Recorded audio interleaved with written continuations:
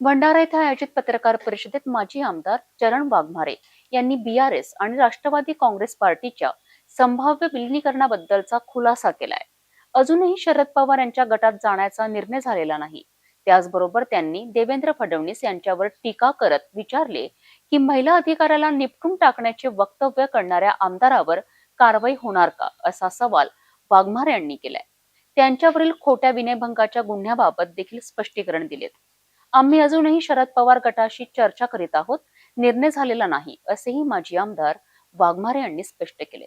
BRS party Rashtrawadi Congress पक्षात विलीन होणार अशा प्रकारच्या बातम्या ज्या प्रकाशित झाल्या आणि त्या बातमीमध्ये माझ्या नावाचा सुद्धा उल्लेख झालेला होता, त्या अनुषंगानं वारंवार मला विचारणा आमच्या समर्थकाकडून होत होती.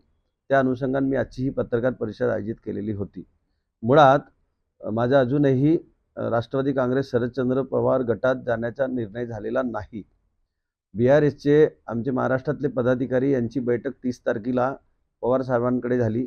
त्या बैठकीसाठी मला सुद्धा निमंत्रण होतं, पण मी त्यांना सांगितलं मला निवडणूक लढायची आहे आणि अजूनही राष्ट्रवादी काँग्रेस शरदचंद्र पवार गटाला तुमसर विधानसभेची तिकीट फायनल झालेली नाही. ती ज्या दिवशी होईल आणि मला जर तिकडनं प्रस्ताव आला तेव्हा मी त्यांच्यासोबत चर्चेत बसेन.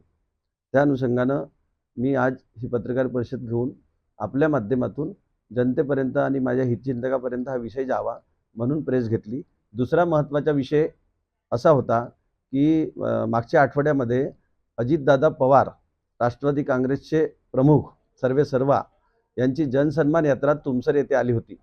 मोठ्या प्रमाणात लाडल्या बहिणींचा त्या ठिकाणी सन्मान करण्यात आला आणि लगेच दुसऱ्या दिवशी एक ऑडिओ क्लिप व्हायरल झाली. तुमसर नगर परिषदेच्या सीओ सौ करिश्मा वैद्य यांना म्हणजे निपटवून टाकण्याची भाषा वापरणारी क्लिप ही जेव्हा सोशल मीडियाच्या माध्यमातून आणि इलेक्ट्रॉनिक मीडियाच्या माध्यमातून मी ऐकली तेव्हा मला आदरणीय देवेंद्रजी फडणवीस या राज्याचे गृहमंत्री त्यांच्या पारदर्शक कारभार असल्याचा जो दावा त्यांनी गृहमंत्री झाल्यानंतर केला होता. मला आठवते जेव्हा मी आमदार होतो तेव्हा सुद्धा ते मुख्यमंत्री असताना त्यांच्याकडे गृह खाता होता आणि माझ्यावर विनयभंगाचा खोटा गुन्हा जेव्हा एका महिला पोलीस अधिकाऱ्यांनी नोंदवला होता, कुठल्याही प्रकारची माझ्या विरोधात ऑडिओ क्लिप नव्हती, कुठल्याही प्रकारची व्हिडिओ क्लिप नव्हती, कोणाचाही माझ्या विरोधात बयान नव्हता. कोर्टाने मला त्या प्रकरणात बाइज्जत बरी केलं. तेव्हा देवेंद्र फडणवीस गृहमंत्री असताना माझ्यावर दाखल केलेल्या खोट्या गुन्ह्याच्या आधारे मला 6 दिवस जेलमध्ये टाकलं होतं. आणि अशा परिस्थितीत जर देवेंद्र फडणवीस म्हणत असतील की माझ्या खात्याचा पारदर्शक कारभार आहे, मी राजू कारेंबरेवर कारवाई करण्याच्या साठी मोर्चा काढणार नाही.